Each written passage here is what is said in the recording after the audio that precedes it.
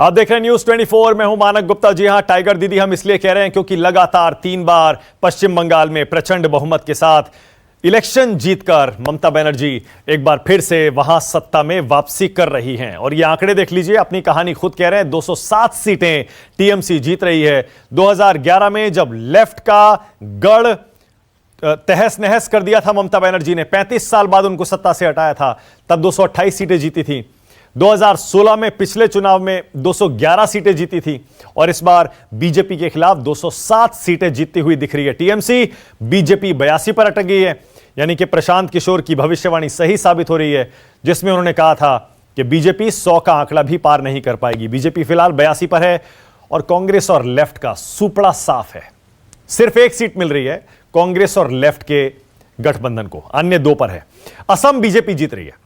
BJP Assam में एक बड़े बहुमत के साथ सत्ता में वापसी कर रही है। पिछले 5 साल वहां बीजेपी ने सरकार चलाई है, लेकिन अभी भी देख लीजिए 126 में से 79 सीटें जीत रही है बीजेपी असम में। केरल में कांग्रेस के लिए बुरी खबर है, क्योंकि वहां पर 5 साल सरकार चलाने के बाद लेफ्ट का गठबंधन सत्ता में वापसी कर रहा है और बड़े बहुमत के साथ जीत रहा है। फिलहाल 99 सीटों पर है लेफ्ट का गठबंधन। जैसा मैं पहले भी आपको बता रहा था, केरल में हर 5 साल में सत्ता परिवर्तन की एक परंपरा है, लेकिन इस बार लेफ्ट ने ऐसा लगता है उस परंपरा को तोड़ दिया है और इसलिए कांग्रेस के लिए ज्यादा बुरी खबर है। तमिलनाडु में डीएमके के साथ मिलकर कांग्रेस के लिए खुशखबरी आ रही है। वहां पर यूपीए सरकार बना रहा है, 150 सीटों के पार पहुंच चुका है। लेकिन पुदुचेरी, वहां टक्कर तो चल रही है, लेकिन ऐसा लग रहा है कि वहां भी बीजेपी अपने सहयोगी दलों के साथ सरकार बना लेगी। तो कुल मिलाकर ऐसा लग रहा है टीएमसी के लिए बंगाल में अच्छी खबर है, बीजेपी के लिए असम में अच्छी खबर है, और जाहिर है बंगाल में भी कुछ हद तक अच्छी खबर इसलिए है कि पिछले विधानसभा चुनाव में उसे सिर्फ 3 सीटें मिली थी। और पुदुचेरी में भी बीजेपी के लिए अच्छी खबर है, क्योंकि वहां बीजेपी अपने सहयोगियों के साथ सरकार बनाने की तरफ बढ़ती हुई दिख रही है। लेकिन कांग्रेस के लिए बुरी खबर है। कांग्रेस के लिए सिर्फ तमिलनाडु से अच्छी खबर है, जहां वो डीएमके के साथ मिलकर सरकार बनाती हुई दिख रही है। उसके अलावा केरल में बुरी खबर है, लेफ्ट को 5 साल बाद भी सत्ता से नहीं हटा पा रही है कांग्रेस। बंगाल में बुरी खबर है, वहां तो ऐसा लग रहा है बड़ी मुश्किल से खाता खुलेगा। और असम में भी बुरी खबर है, जहां असम में भी 5 साल बाद भी कांग्रेस बीजेपी को सत्ता से नहीं हटा पा रही है। तो यह है अभी तक की तस्वीर। मेरे साथ तमाम मेहमान जुड़ेंगे, जिनसे हम यह समझने की कोशिश करेंगे और आपको भी बताने की कोशिश करेंगे कि आखिर बंगाल में टीएमसी की जीत की क्या वजह है, बीजेपी क्यों हारी। लेकिन उससे पहले आपको दिखाते हैं राजीव रंजन, मेरे सहयोगी, जो बंगाल में पिछले कई हफ्तों से लगातार घूम रहे हैं। उन्होंने आज नतीजों के दौरान क्या देखा, देखिए। चुनावी रुझानों के आते ही और जब ये तय हो गया कि पश्चिम बंगाल में टीएमसी की सरकार बनेगी, तो आप देखिए ममता बनर्जी के घर के सामने कोरोना के डर के साए के बावजूद इस तरीके से लोग इकट्ठा है, होली मना रहे, एक दूसरे को रंग लगा रहे, शंख बजा रहे। और ये देखिए महिलाएं भी आई हुई हैं, घंटा बजा रही हैं, शंख बजा रही हैं। विजय का जो उत्सव है वो मनाया जा रहा। अरे अभी थोड़ा वेट कर लो, अभी तो रुझान आया है। बांग्ला दीदी कैसा, बांग्ला दीदी कैसा,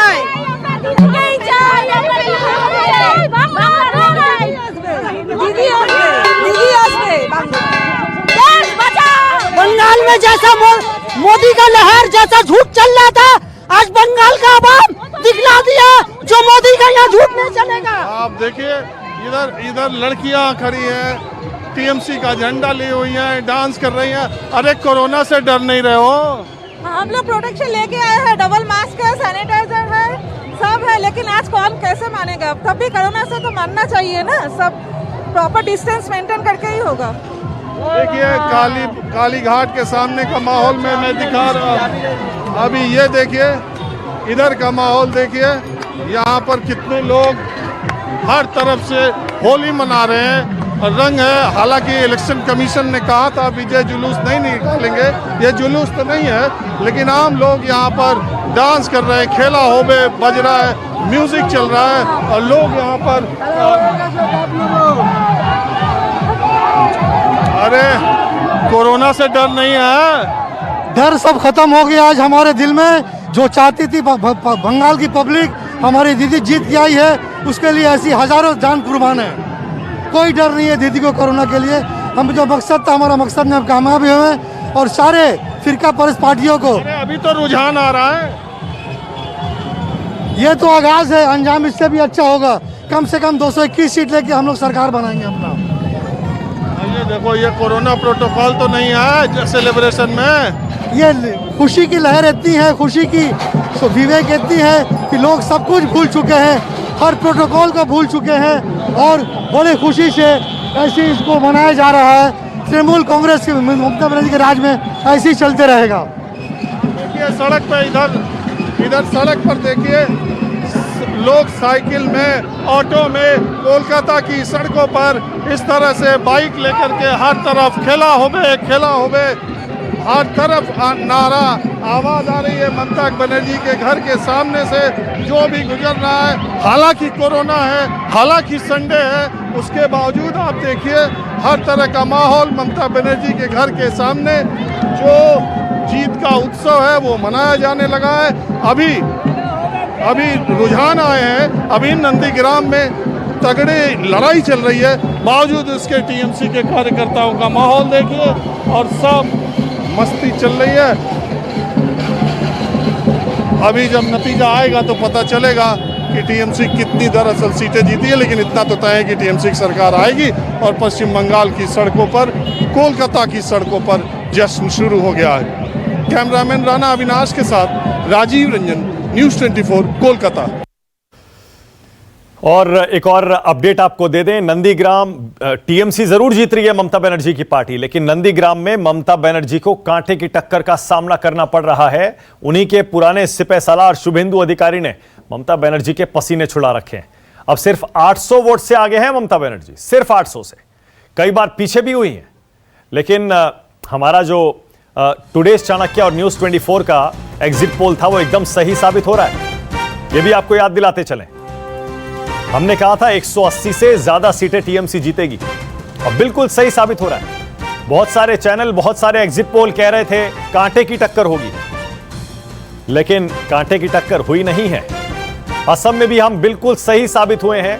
हमने कहा था 70 पार जाएगी बीजेपी और बिल्कुल वही होता हुआ दिख रहा है। बिल्कुल एग्जैक्ट उतने ही सीटें असम में बीजेपी को मिल रही है।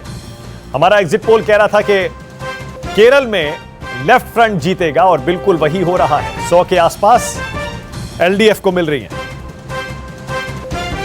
तो ये न्यूज़ 24 टुडेज चाणक्य का जो एग्जिट पोल है, एनालिसिस है, बिल्कुल सही साबित होता हुआ आपके सामने। और उसी तरह तमिलनाडु में भी हमने कहा था डीएमके प्लस यानी यूपीए 175 से कम या ज्यादा 11 इतनी सीटें जीत सकता है और फिलहाल बिल्कुल वही होता हुआ दिखाई दे रहा है। एक बार फिर न्यूज़ 24 टुडेज चाणक्य ने दिखा दिया कि एग्जिट पोल मतलब न्यूज़ 24 टुडेज चाणक्य। प्रेम शुक्ला आ गए हैं बीजेपी से, शांतनु सेन आ गए हैं मेरे साथ टीएमसी से, बालचंद्र कांगो हैं, शीतल हैं और भास्कर चैटर्जी हैं। प्रेम शुक्ला हार मान रहे हैं या अभी भी उम्मीद लगाए बैठे हैं? अब तो मान लीजिए हार गए। पहुंच गई भारतीय जनता पार्टी को पुडुचेरी जैसा स्टेट मिल गया। भारतीय जनता पार्टी असम में रिपीट कर गई। भारतीय जनता पार्टी या केरल और तमिलनाडु में मत प्रतिशत बढ़ गया। तो भारतीय जनता पार्टी की इस बात की हार मान ले। मैं बंगाल की बात कर रहा था। मैंने अभी सारे राज्यों का मिलाकर तो आपसे सवाल पूछा ही नहीं। मेरा सवाल सिर्फ बंगाल के बारे में था। हाँ, बंगाल में भी 3 सदस्यीय विधायक दल थे और 80 सदस्यीय विधायक दल की तरफ दिखाई दे रहे हैं। हाँ, तो 27 गुना वृद्धि हो गई है।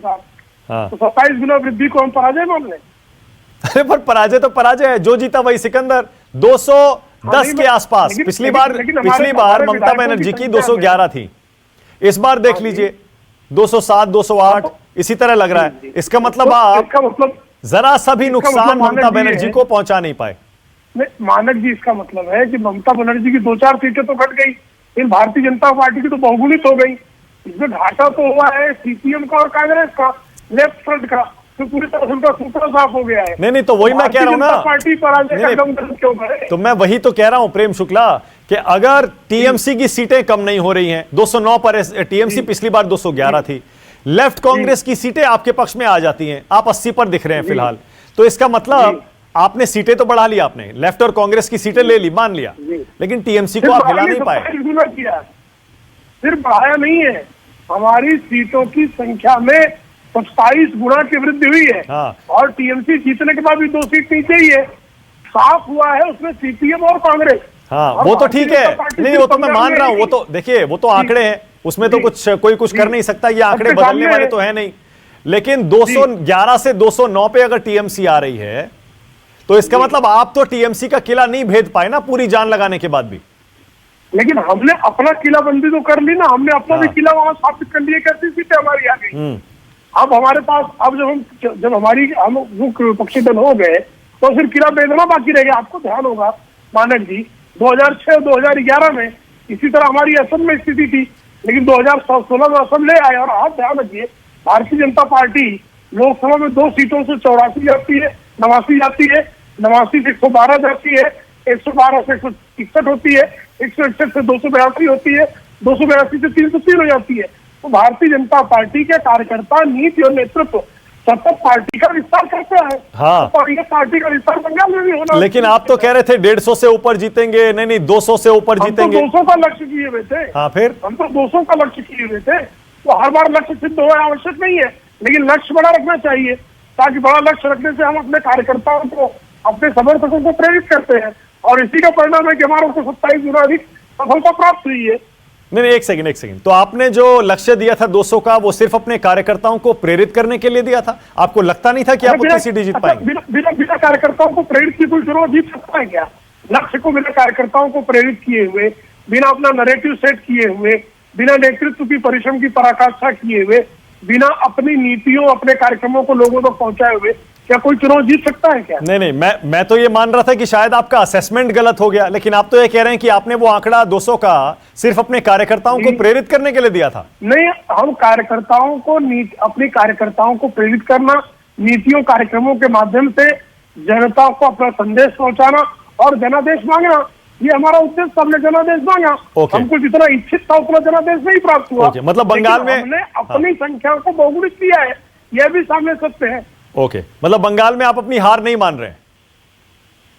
नहीं, बंगाल में हम जीते कहां से जो हार जाएंगे साहब? हमने बल्कि अपनी जीत को बढ़ाया है। नहीं, जीत को बढ़ाया नहीं है। अगर लोकसभा चुनाव में 18 सीटों से कंपेयर करेंगे तो आपकी सीटें कम हो रही हैं यहाँ पर।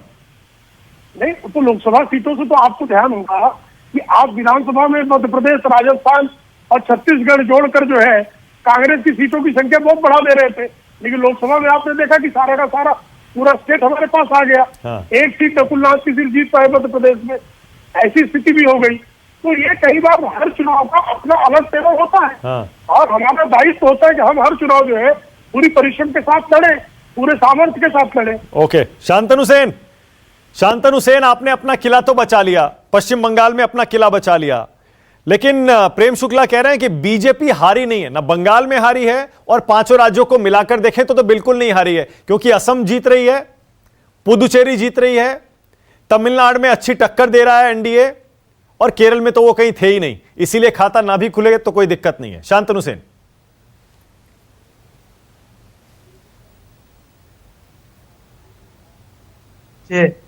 2014 में बोला था कि 15 लाख रुपया पर अकाउंट में आएगा, उसके बाद अमित शाह बोला था ये कभी होता है क्या, ये तो जुमला है।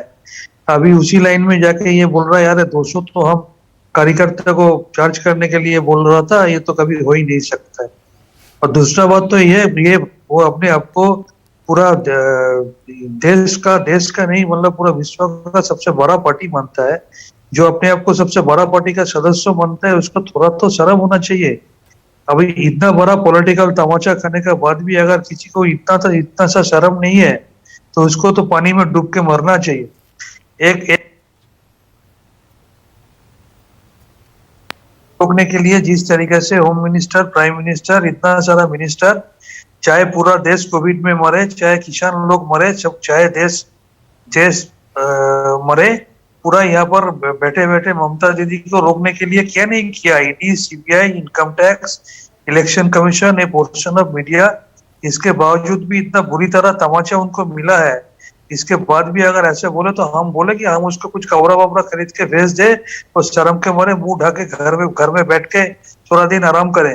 ये मुंह लेके बाहर में माता ना को बोलिए, आदमी उसको देखेगा तो उसमें हंसेगा। इससे बड़ा हंसमुख वाला बात कभी हम नहीं सुना है कि अभी बोल रहा है कि बीजेपी हारा नहीं है। जो अमित शाह से लेकर हर एक राउंड में बोल रहा है अभी हो गया 150, अभी हो गया 160, अभी हो गया 200, तो अभी उस 84 में लटका हुआ है। और ये आपको जान के खुशी होगी, हमारा Mamata Banerjee already declared elected. Mamata Banerjee has been declared elected already, so it's sure that Nandigram is.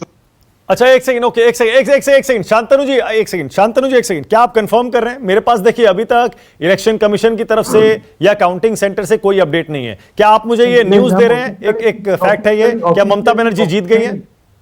Officially cannot quote election commission, लेकिन हमारा पार्टी का जो सोच है, हम आपको बोल सकते हैं कि Mamata Banerjee has won the election, but it's not the official declaration of.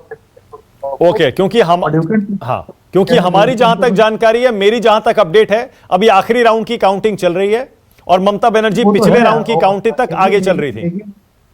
लेकिन हम बोल रहे हैं कि it's not my official statement, I have collected the data from my party sources, okay, and I can ensure you that he has won, which will be declared little letter by election. Okay, and ये TMC के सांसद शांतनु सेन अभी news 24 पर यह जानकारी दे रहे हैं कि ममता बनर्जी नंदीग्राम से चुनाव जीत चुकी हैं और यह उनको उनकी पार्टी के सूत्रों से जानकारी मिली है। अब देखिए, काउंटिंग सेंटर्स पर जाहिर है हर पार्टी के एजेंट्स रहते हैं, कार्यकर्ता रहते हैं, इसीलिए अगर टीएमसी के प्रवक्ता और टीएमसी के सांसद शांतनु सेन अगर खुद कह रहे हैं कि ममता बनर्जी की जीत की खबर पक्की मानिए, तो उस पर यकीन करना ही होगा। यानी न्यूज 24 पर इस वक्त की ब्रेकिंग न्यूज मैं आपको दे सकता हूं, और वो ब्रेकिंग न्यूज ये है कि नंदीग्राम से बीजेपी को हराकर, शुभेंदु अधिकारी को हराकर ममता बनर्जी अब विधानसभा जा रही हैं। नंदीग्राम की सीट ममता बनर्जी ने, उनको पूछ लीजिए, ये सुनने के बाद भी थोड़ा सा शर्म आ रहा है कि नहीं यार? ओके, एक सेकंड शांतनु जी, आज वैसे तो शांतनु सेन सांसद हैं और मुझे पता है कि संसद में बहुत सोच समझकर बोलना पड़ता है, लेकिन आज प्रेम शुक्ला और बीजेपी नेताओं को टारगेट करते हुए लगता है कुछ ज्यादा ही गुस्से में है आज शांतनु सेन, इसीलिए डूब मरिए और न जाने क्या क्या बोल रहे हैं। एक सेकंड, हम लोग गुस्सा नहीं करते हैं। हाँ, देखिए अभी इलेक्शन कमीशन और नरेंद्र मोदी का आशीर्वाद में पिछले 6 दिन से हम कोविड एडमिटेड है, हम लोगों में आता नहीं है। मैं इसको भी गाली देना शुरू करूं क्या? इस चिरकुट को गरियाऊं क्या? नहीं, अलाउ करेंगे क्या? नहीं, बिल्कुल नहीं प्रेम शुक्ला, नहीं, बिल्कुल नहीं, इसीलिए मैंने उनको भी रोक दिया। आप उनको रोक नहीं रहे हैं? नहीं, मैं रोक दिया उनको भी, इसीलिए आप रोक नहीं रहे हैं? नहीं, बिल्कुल रोक रहा हूं मैं, बिल्कुल रोक रहा हूं, उनको भी रोक रहा हूं, बिल्कुल रोक रहा हूं। बल्कि मैं तो शांतनु सेन आपसे यहां तक कह रहा हूं, एक मिनट रुकिए ना प्रेम, एक मैं तो बल्कि शांतनु सेन आपसे यहां तक कह रहा हूं कि जीत में बड़ा दिल दिखाना चाहिए, और इतनी बड़ी जीत के बाद तो कम से कम आपको बड़ा दिल दिखाना चाहिए। Have a big heart. बड़ा दिल ही तो दिखा रहा है, इसलिए तो बोल रहा है थोड़ा सा शर्म करो। ममता दीदी के लिए, ममता दीदी के पीछे क्या क्या है? ओके, बोलिए प्रेम शुक्ला। देखिए मैं हाँ, बोलिए प्रेम शुक्ला, बोलिए। नहीं, ये कह रहे हैं कि हमारी एक पराजय हो गई, इसलिए हमको डूब कर मर जाना चाहिए। तो इसका मतलब ममता बनर्जी 2006 में डूब के मर गई थी, 2001 में डूब के मर गई थी। ममता बनर्जी 1998 में पार्टी स्थापना करने के बाद 2001 का चुनाव बुरी तरह हारी, तो क्या डूब कर मर गई थी? पुनर्जन्म लिया। 2006 में क्या डूब के मर गई थी? क्या सारे तृणमूल कांग्रेस पार्टी के लोग डूब के मर गए थे? क्या शर्म के मारे बेशर्मो, आप किसी के बारे में कुछ कहने के पहले जरा सोच लिया करो कि आपकी क्या दुर्दशा थी। अगर भारतीय जनता पार्टी ने हाथ नहीं दिया होता तो ममता बनर्जी का बलिदान जो है कम्युनिस्ट पार्टी के लोग ले लिए होते। उनकी किस तरह से राइटर्स बिल्डिंग के बाहर पिटाई की जाती थी, नंदीग्राम में किस तरह से हमले हुए थे, सिंगूर में किस तरह से, तब भारतीय जनता पार्टी ही ये थी जो ममता बनर्जी के साथ खड़ी थी। तो जरा बेशर्मी से तो हटो, इस तरह से बेशर्मी वाले बयान देते समय इस बात का ख्याल करो कि 2001 और 2006 में क्या ममता बनर्जी ने आत्महत्या कर ली थी? ओके, के मारे डूब के मर गई थी? क्या तृणमूल कांग्रेस पार्टी के सारे कार्यकर्ता स्वर्ग के बारे डूब कर मर गए थे। नहीं बिल्कुल अगर ठीक है ऐसा प्रेम नहीं शुक्ला, था, नहीं तो मैं क्या दिखा आपकी नाराजगी, प्रेम शुक्ला एक सेकंड, मैं आपकी नाराजगी समझ सकता हूं और मैं बिल्कुल सहमत हूं इस पर। इसीलिए मैंने शांतनु सेन आपसे कहा था कि जीत में बड़ा दिल दिखाना चाहिए। जाहिर है यहां पर हम चर्चा कर रहे हैं, विश्लेषण कर रहे हैं, हार के बीजेपी के कारणों का विश्लेषण कर रहे हैं और आप क्यों जीते इसी पर मैं आपका रिएक्शन भी चाह रहा था। आप बोलिए क्या कह रहे हैं शांतनु, बोलिए। नहीं, सबसे पहले तो हम ये बोलेंगे, देखिए एक डॉक्टर होने का नाते मेरा ये रिस्पॉन्सिबिलिटी बनता है, जब कोई मरीज इतना इरिटेटेड हो जाता है तो उनको थोड़ा साइकोलॉजिकल काउंसलिंग का जरूरत पड़ता है। इरिटेटेड अगर शुक्ला जी को आपको साइकोलॉजिकल, आपको साइकियाट्रिस्ट के पास जाने की जरूरत है। शुरू हो गया, अभी थोड़ा सा धीरे रखिए, अभी तो हारना शुरू हुआ, थोड़ा धीरे रखिए। नहीं दिखाया आपने अभी तो शुरू हुआ, अभी तो पिक्चर अभी बाकी है, तो ट्रेलर है। भद्रता का प्रदर्शन किया। अच्छा ये प्रेम शुक्ला एक सेकंड रुकिएगा, प्रेम शुक्ला एक सेकंड 1 सेकंड, वापस मुद्दे पर आ रहा हूं मैं।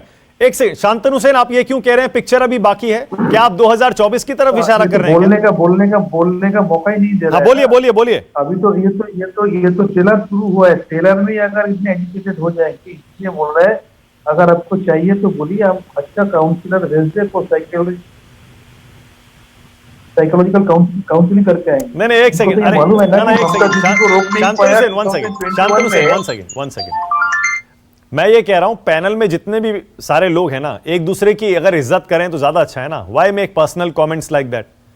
निजी टिप्पणी करने के बजाय मुद्दे पर बोलिए। मैं ये कह रहा था, आपने कहा पिक्चर अभी बाकी है, क्या 2024 की तरफ आप इशारा कर रहे हैं? क्या ममता बनर्जी विपक्ष का चेहरा बन सकती हैं क्या नरेंद्र मोदी के खिलाफ 2024 में? नाउ इवन 2024 इज टू फार। अब काल से देखिए क्या होता है। Okay, now just see from tomorrow what happens. Enter opposition, पूरा अपोजिशन ममता दीदी को लेके नरेंद्र मोदी का कुर्सी हिला के छोड़। ओके, प्रेम शुक्ला जवाब दीजिए, उसके बाद जाऊंगा आगे। नरेंद्र मोदी की कुर्सी हिलाएंगी ममता बनर्जी विपक्ष के साथ मिलकर? नहीं, आदरणीय नरेंद्र मोदी की कुर्सी किसी की हिलाने की इस समय जो है राजनीतिक स्थिति नहीं। एक बात, दूसरी बात ये निश्चित तौर पर धमका रहे हैं कि तृणमूल कांग्रेस पार्टी के लोगों ने जो आज शुरू कर दिया, तपस राय की गाड़ी पर हमला किया, ये हिंसाचार करेंगे। भारतीय जनता पार्टी के कार्यकर्ताओं की, भारतीय जनता पार्टी के समर्थकों के रक्तपात की ये धमकी दे रहे हैं। ये नर पिशाच रक्त पिशाचों का ही ये बर्ताव हो सकता है कि चुनाव जीतते ही विपक्ष के लोगों को धमकाना। Okay, all right, Balchandra Kango को लाइए। कांगो साहब अब तो नतीजे ऐसा लग रहा है काफी हद तक फाइनल है। 211 टीएमसी, वही जो पिछली बार जीती थी, प्रचंड बहुमत, बहुत बड़ा बहुमत, बीजेपी 78। लेकिन आपकी तो हालत बिल्कुल वैसी हो गई है कि जो बीजेपी की पिछले चुनाव में थी। आप एक पे हैं कांगो साहब। मैं दो चीज बोलना चाहता हूं जी। एक तो जो लोग चुनकर आए हैं उन सभी लोगों से बधाई देते हुए मैं ये कहूंगा कि इलेक्शन का तीवर भुलाकर कोरोना की बीमारी के तरफ वो तवज्जो दे और सबको साथ लेकर इस कोरोना की बीमारी से जनता की रक्षा करे। ये उनका पहला फर्ज बनता है और उसमें पूरी तरह से सहकार्य या साथ देने का हम वादा करते हैं। ये पहली बात है। दूसरी बात, मानव जी, आपको, आपके चैनल को और चाणक्य को मैं बधाई देना चाहता हूं कि 2 दिन पहले आपके चैनल पे आया था और आपने जो रुझान, जो एग्जिट पोल दिखाया था, वो तकरीबन वैसी ही रिजल्ट निकल रहे हैं। तो मैं ये समझता हूं कि ये एक्यूरेट रिजल्ट देने के लिए आपका चैनल और चाणक्य जो एग्जिट पोल वाले हैं उनको मैं उनका भी मैं अभिनंदन करता हूं। बहुत शुक्रिया। अब रही बात, हाँ बोलिए। अब रही बात जो है लेफ्ट का बंगाल में सफाया हो गया है, इसकी कुछ लोगों को खुशी होगी, इसमें कोई शक नहीं। लेकिन मैं इसका अफसोस इसलिए बताता हूं कि जो मुद्दे हैं, लेफ्ट क्या रिप्रेजेंट करता है। लेफ्ट बुनियादी मुद्दे जो है मजदूरों के, विकास के, मैं याद दिलाता हूं कि बंगाल में जब तक हमारी सरकार थी और हर 5 साल के बाद जो चुनाव आते थे, उस चुनाव में कभी किसी कम्युनिटी का, किसी धर्म का, किसी जात का जिक्र नहीं होता था जिक्र तो वो किसानों के पास से नहीं, कांगो साहब ये बात तो आप सुबह से कह रहे हैं, ये बात तो आप सुबह से कह रहे हैं। लेकिन मैं दूसरी बात कह रहा हूं, ब्रेक के बाद लूंगा आपका रिएक्शन उस पर। मैं ये कह रहा हूं लेकिन ममता बनर्जी की तो सीटें बिल्कुल और वोट प्रतिशत बिल्कुल वही है, बल्कि बढ़ा है वोट परसेंट, जहां तक मेरी जानकारी है, और कंफर्म कर दूंगा। बीजेपी ने लेफ्ट का और कांग्रेस का ऐसा लगता है सारा वोट अपनी तरफ खींच लिया है। क्या वजह है? ममता बनर्जी वहीं की वहीं है और लेफ्ट और कांग्रेस का वोट बीजेपी की तरफ चला गया। छोटा सा ब्रेक। नमस्कार, मैं हूं मानक गुप्ता। अगर आपको हमारा ये वीडियो पसंद आया हो तो इसे लाइक और शेयर जरूर करें, और हां, हमें सब्सक्राइब और फॉलो करना ना भूलें ताकि आप देश और दुनिया की कोई खबर मिस ना करें। तो जुड़े रहिए हमारे साथ और देखते रहिए न्यूज़ 24।